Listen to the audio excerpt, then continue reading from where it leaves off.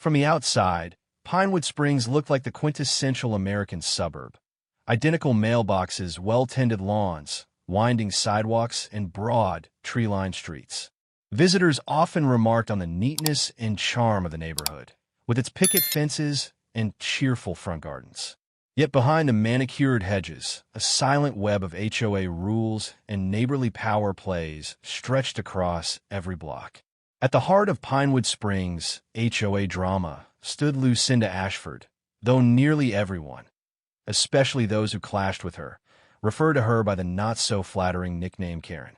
Officially, Lucinda served as the HOA's Standards and Compliance Director, but in practice, she wielded extraordinary influence. She was in her late 40s, with a fondness for beige slacks, pastel blouses, and a voice that seemed custom-tuned for lecturing.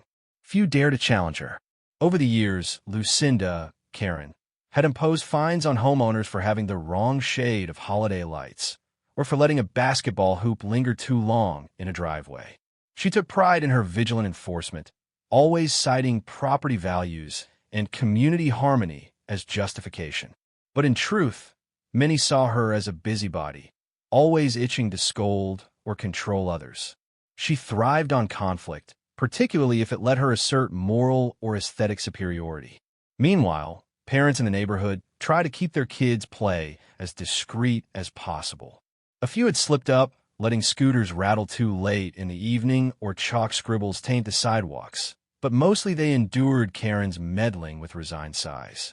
They had no inkling that soon, a handful of innocent Sandbox toys would spark one of the most dramatic showdowns Pinewood Springs had ever witnessed.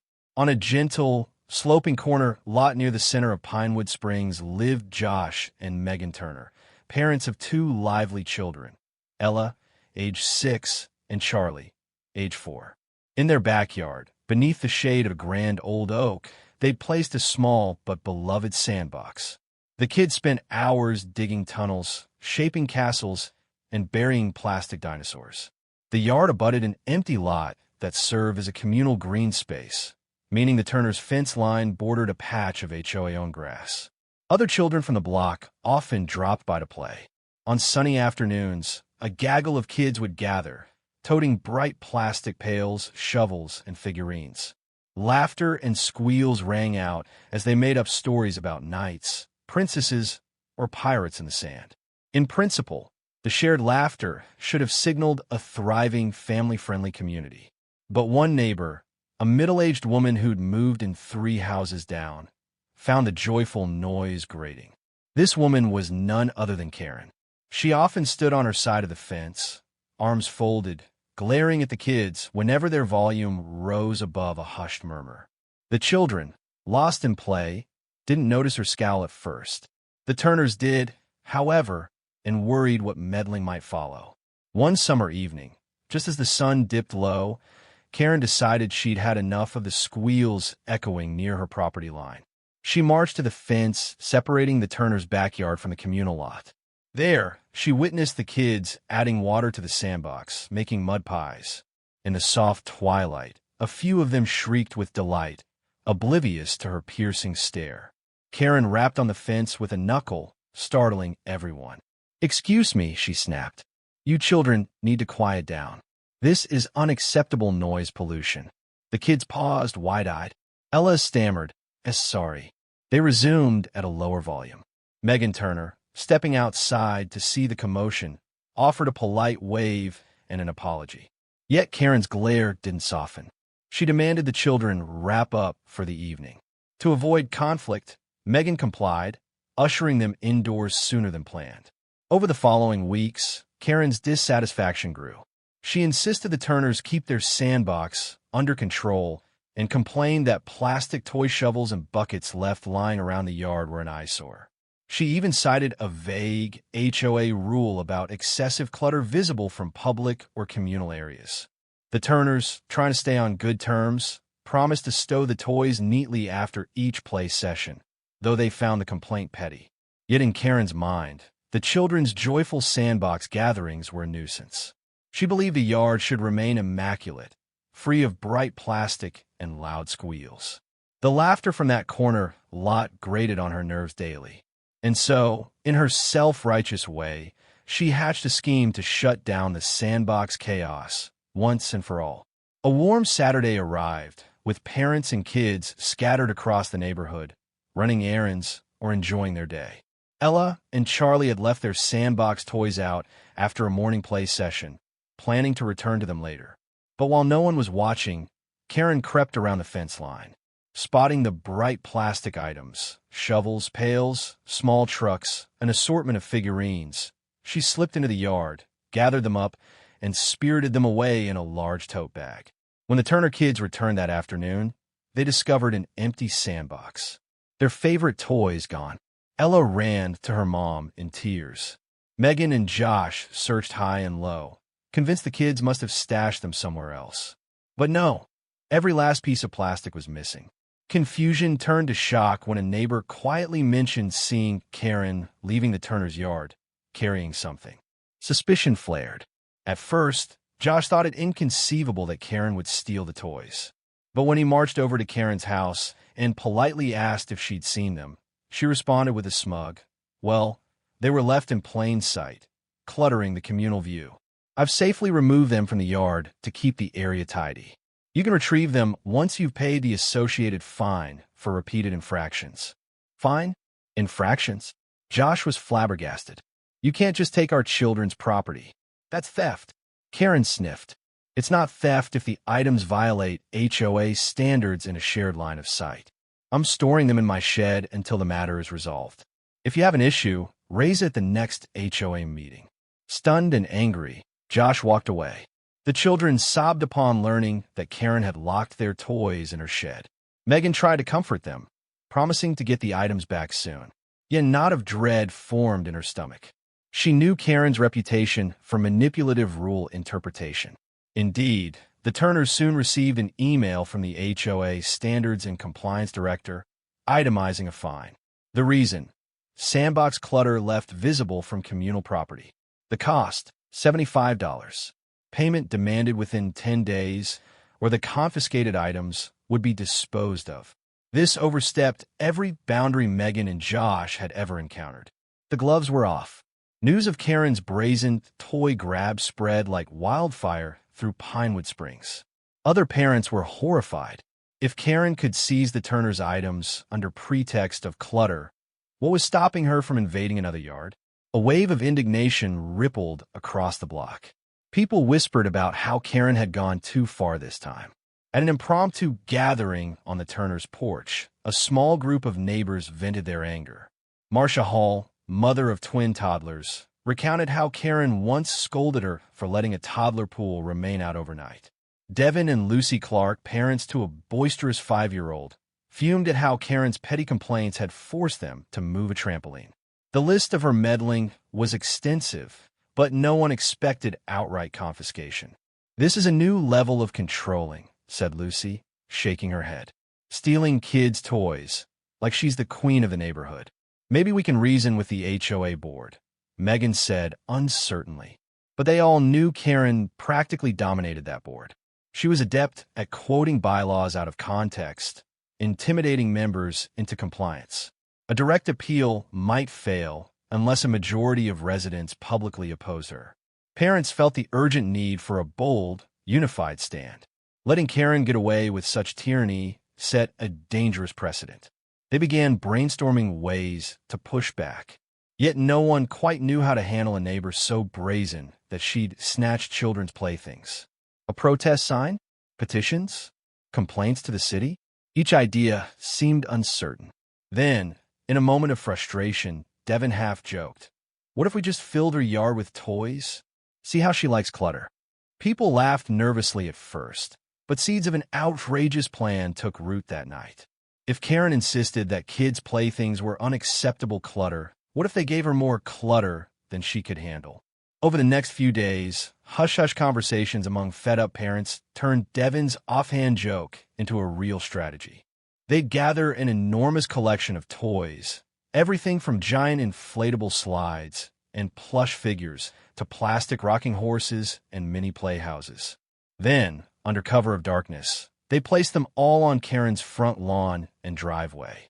In one shocking display, They'd give her the very clutter she so despised. The spectacle would be so absurd that the HOA couldn't ignore it. At first, the plan sounded too extreme to some, but the more they considered it, the more it felt like poetic justice. If Karen wanted the Turner's small sandbox set removed, how would she handle an entire toy kingdom taking over her property? Perhaps she'd realize how ridiculous her power trip was, or at least be forced to negotiate. Marcia Hall took charge of collecting items. She posted discreet messages in local parenting groups, looking for spare kiddie slides, blow-up pools, big stuffed animals, or toy houses no longer in use. The response was overwhelming. People donated piles of outgrown plastic structures, battered yard toys, old bouncy castles, enough to fill multiple garages. Meanwhile, Megan Turner and Lucy Clark planned the logistics. They mapped Karen's yard, deciding how to place the largest, most eye-catching items front and center. They also set a time, 2 a.m. on a Saturday, when Karen typically slept. Volunteer parents, stealthy as ninjas, would converge, unload trucks, and assemble the extravaganza. Behind the comedic premise lay genuine outrage. The Turners still had no official recourse to retrieve their children's stolen toys without paying Karen's demanded fine. If the toy kingdom shock forced a standoff, perhaps Karen would relent. The week leading up to the big night felt tense and electric. Parents quietly organized borrowed trucks or vans to transport the mountains of donated items. They plotted routes to Karen's house that avoided well-lit roads. Some older teens offered help, excited by the prank. They promised secrecy. A few asked if it was legal. The parents were unsure, but insisted no damage would be done, just placing items, not vandalizing. They planned to retrieve everything afterward if needed. In the evenings, the parents gathered in garages to test inflatable slides and bounce houses. They patched holes, double-checked fans and air pumps, and labeled the bigger pieces for quick assembly. Smaller items, like plush toys, plastic wagons, and ride-on cars, were sorted by size. They wanted a maximum explosion of color on Karen's lawn. Megan worried that Karen might sense something afoot. She and Josh kept a low profile, avoiding direct confrontation. Their kids, still distraught over the missing Sandbox toys, asked daily if they'd ever get them back. Josh consoled them. "We're working on it, kids. Hang in there." Karen, oblivious, continued her routine of patrolling the neighborhood, scolding minor infractions. She boasted about her decisive action to a couple of her supporters, claiming she'd soon tame the children's chaos. She had no inkling of the multi-parent scheme unfolding in the shadows. When Friday arrived, tension soared. The Toy Kingdom operation was set for that night. Everyone prayed Karen wouldn't notice anything unusual. The donated items were stored in multiple garages, ready for midnight loading. The parents quietly texted each other final instructions, hearts thumping with anticipation. They knew that come Saturday morning, Pinewood Springs would never look the same. Late Friday, after midnight, the participants gathered at an inconspicuous corner of the neighborhood. 10 or so parents in baseball caps and hoodies sipped coffee, nerves jangling. Trucks and vans lined up, loaded with inflatable slides, plastic dollhouses, giant teddy bears, toddler slides, mini basketball hoops, enough to transform any yard into a carnival. Marcia Hall led the convoy. Slowly, they drove toward Karen's house, lights off, engines subdued. At 2 a.m. sharp, they park along the curb a few houses away, making sure not to block any driveways. One by one, they tiptoed to Karen's front lawn, arms full of bright plastic or plush. The air was warm but thick with tension. A dog barked in the distance, causing hearts to skip a beat. They worked with astonishing speed. Some inflated a huge bounce castle, hooking a silent generator. Others erected plastic castle turrets or draped giant stuffed animals along the walkway. Smaller pieces were arranged near the porch steps, creating a literal kingdom of toys. They lined the driveway with ride-on cars, arranged plush dinosaurs across the grass, and stationed a blow-up slide right next to Karen's mailbox. The final touch, a neon pink sign that read, "Welcome to Karen's Toy Kingdom." They anchored it in the ground near her front door. The parents stifled giggles while adrenaline coursed through them. The entire setup screamed color, chaos, and playful defiance. By 3:30 a.m., the mission was complete. The yard looked like a daycare's dream, with scattered shapes and swirling inflatables. Grinning parents snapped quick photos for posterity, then vanished into the darkness, returning trucks to quiet garages. It was done. They slept fitfully, half expecting phone calls from the police. But none came. Dawn approached with the promise of a spectacle. Saturday morning, around 6:45 a.m., Pinewood Springs stirred awake. Early risers stepped outside to pick up newspapers or walk dogs. Then they saw it. Karen's house, smothered in toy mania. Gasps, laughter, and camera clicks spread down the street. Neighbors gathered on sidewalks, marveling at the sheer volume of bright plastic crammed onto one lawn. Karen's curtains were still drawn, but the watchers didn't have to wait long. At around 7:15, her front door opened. She stepped out in slippers, presumably to retrieve the mail. Then her eyes locked onto the giant inflatable giraffe overshadowing her porch. A strangled yelp escaped her lips. She spun, scanning the yard in disbelief. Plush penguins lined her walkway. A mini plastic slide blocked her path. A blow-up castle loomed beside the mailbox. Squealing children from other houses pointed and giggled. Mortified, Karen tried to pull down the sign reading, "Welcome to Karen's Toy Kingdom," but it was hammered securely into the lawn. She tugged fruitlessly, face contorted with rage. By now, a crowd of neighbors had gathered at a respectful distance. Some filmed with phones. Others whispered commentary. Guess she loves toys so much, she decided to store them. Another joked, "That's one serious yard sale." Karen whirled around, face flaming. She barked, "Who did this? This is vandalism." No one answered directly. A hush hovered. Then a voice chimed from across the street. "Marcia Hall. Not vandalism. No damage was done. These are donated, legally owned toys. We're just storing them here, temporarily, free of charge." Karen spluttered. She realized the parallels to how she'd confiscated the Turners' Sandbox toys under the pretext of inappropriate clutter. Now she faced an onslaught of far more extreme clutter on her own property. In a fury, she stormed back inside, presumably to call the HOA or the authorities. The gathered neighbors exchanged amused smiles. The parents who'd orchestrated the stunt silently waited to see how this would play out, hearts pounding with mixed fear and glee. By mid-morning, the Toy Kingdom scene had become a suburban spectacle. Curious onlookers strolled by, snapping photos or bringing kids to gape at the blow-up slides and giant plush figures on Karen's lawn. The sign, "Welcome to Karen's Toy Kingdom," had become an instant meme in local social media groups. Many joked that it was the best yard Art Pinewood Springs ever had. Meanwhile, Karen's frantic calls to the HOA bore fruit. Around 10 a.m., a small delegation arrived, led by a board member named Barbara Lutz.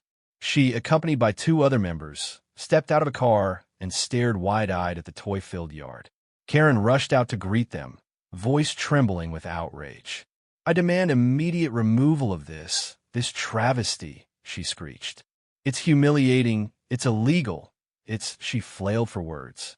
Barbara Lutz calmly observed, "Ms. Ashford, let's remain calm.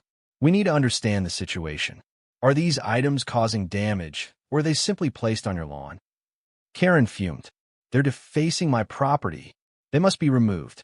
The HOA must issue fines, demand restitution, something."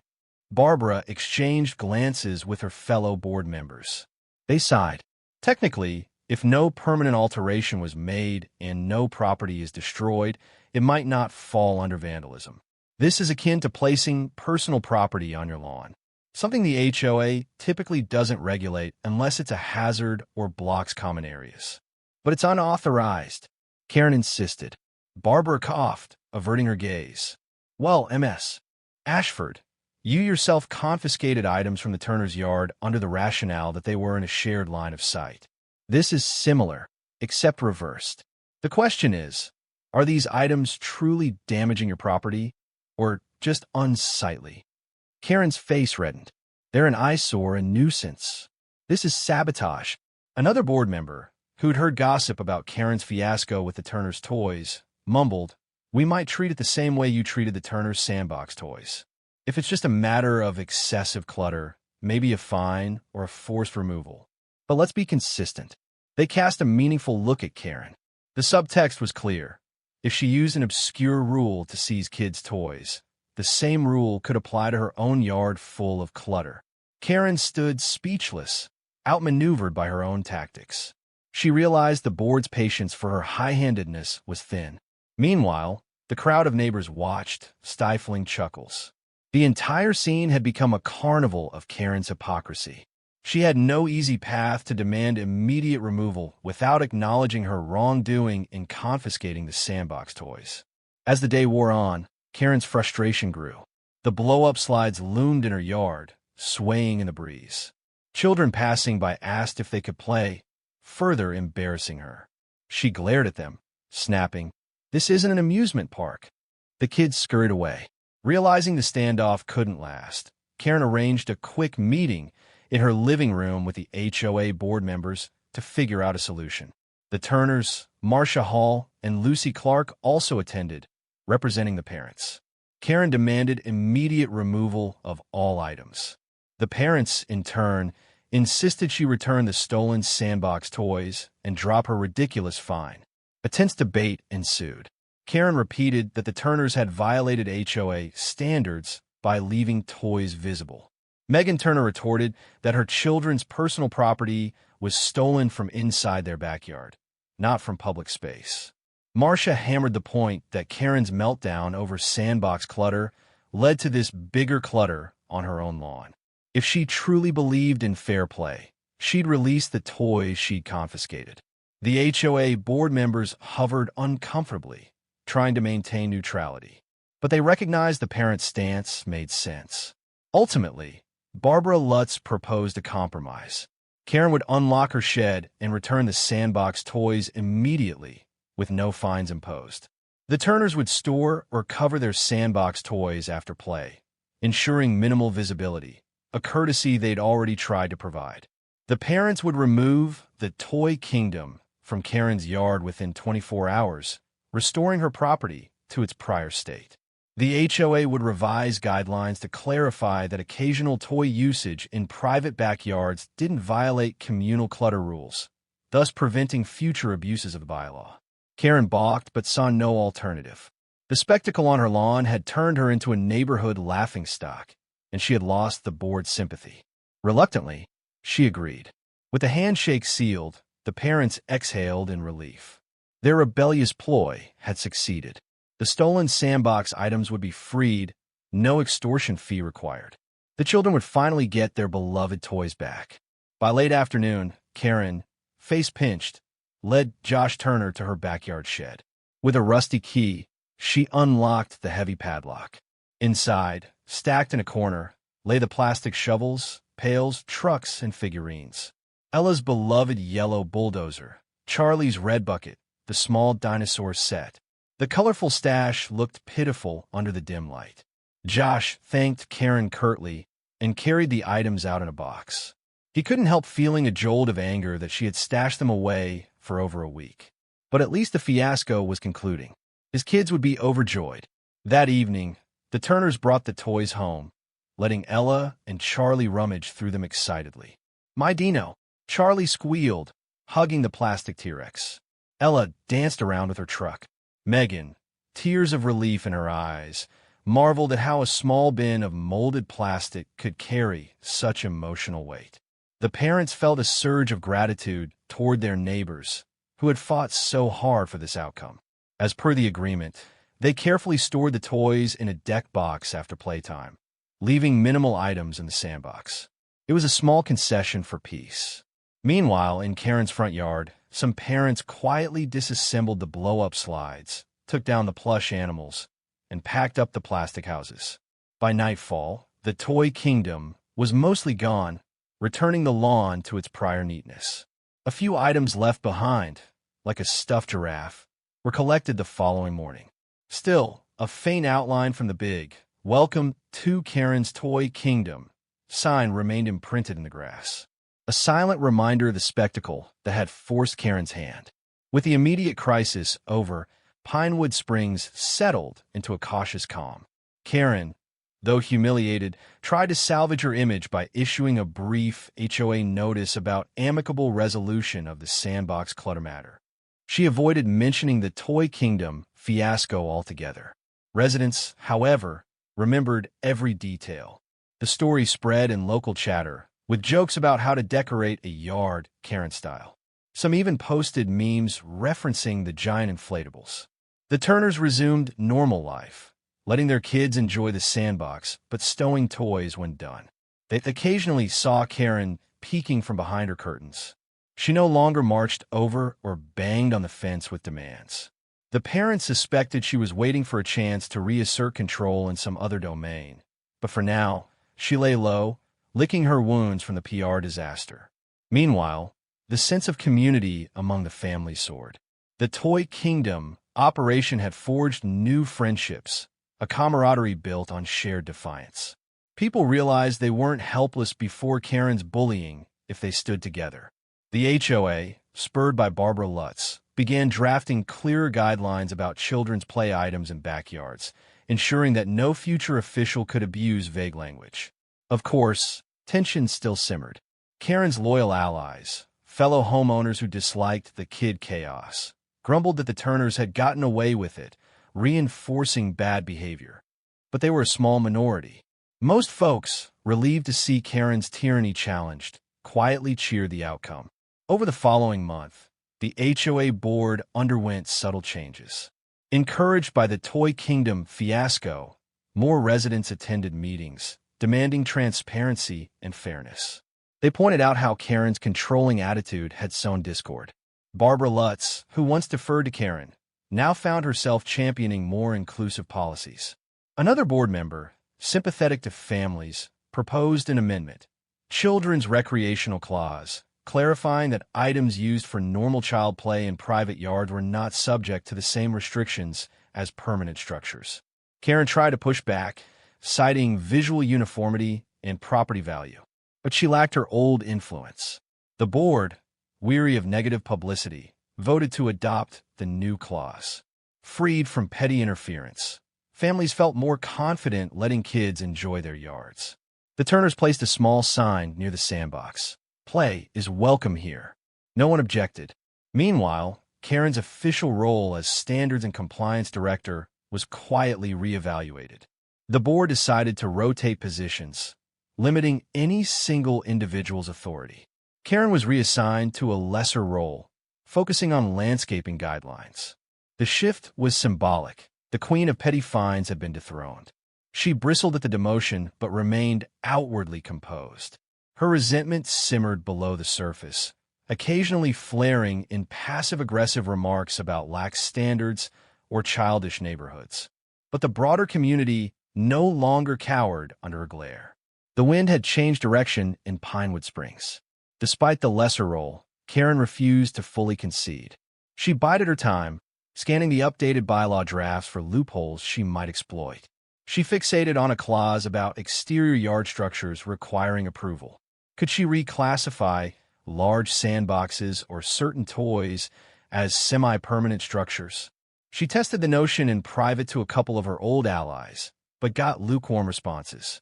Even they saw it as a stretch. One afternoon, Karen noticed the Turners had purchased a small plastic canopy for shade over the sandbox. She swooped in with a measuring tape, scowling that any overhead structure needed a permit. The Turners countered that it was a temporary sun canopy, not a permanent fixture. The mild spat ended when Megan threatened to call Barbara Lutz for clarification. Karen slinked off, grumbling. Realizing she was losing ground, Karen tried a direct approach.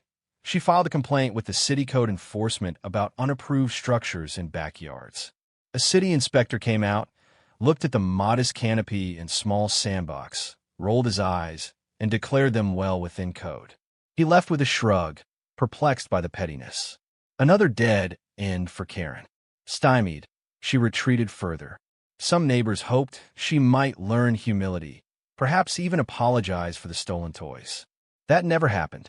Instead, she harbored a silent bitterness, focusing on smaller tasks, like scanning lawns for weeds or mailbox paint chips.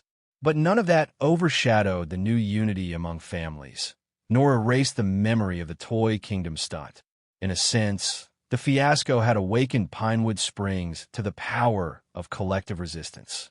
As weeks blended into months, the spirit of cooperation in Pinewood Springs deepened. Freed from Karen's oppressive grip, parents organized more frequent backyard playdates, potlucks, and informal gatherings. The Turner Sandbox became a favorite spot, with its small canopy providing shade and plenty of plastic dinosaurs, trucks, and buckets, all safe from confiscation now. When the children played, laughter carried across the fences. Some older neighbors who once found the noise annoying were warmed by the sense of community it fostered. They realized that vibrant, child-friendly neighborhoods often commanded property values more effectively than uniform hush ever could. One summer Saturday, the families held a kid carnival in a cul-de-sac reminiscent of the Toy Kingdom, but fully authorized this time. They set up bounce houses, slip-in slides, and a concession stand with lemonade. The HOA board, wanting positive press, endorsed it. Many kids wore T-shirts reading, "We survived Karen's kingdom," in bright, playful letters. Karen watched from a distance, arms folded, refusing to partake. But no one seemed to mind her absence. She was no longer central to their daily joys or concerns. In that sense, the fiasco had dethroned her and crowned the family's collective well-being as paramount. One crisp autumn morning, as leaves rustled along the sidewalks of Pinewood Springs, Megan Turner reflected on how much had changed. Only a few months prior, her kids' Sandbox toys had been brazenly stolen. Now, those same toys were used freely, with no fear of more stealthy confiscations. The Sandbox boomed with activity. Meanwhile, Karen kept mostly to herself, apparently seeking no fresh confrontation. The parent realized how precarious it all once seemed. One overzealous HOA official had nearly crushed the simple pleasure of children's play. But they'd rallied, using creativity, humor, and sheer nerve to push back. The Toy Kingdom might have been an extreme tactic, but it had worked. The memory still conjured chuckles. Occasionally, newcomers to the neighborhood heard rumors about that legendary night. The spectacle was recounted at block parties like a favorite local folktale. How a tyrannical neighbor locked away children's toys, and how outraged parents responded by turning her yard into a carnival of plastic chaos. Some laughed at the mental image of Karen's mortified face. Others marveled at the bravery of those who orchestrated such a massive, coordinated prank. In the end, the Sandbox fiasco became a symbol, a reminder that suburban rules and order should never overshadow kindness and respect for neighbors, especially children.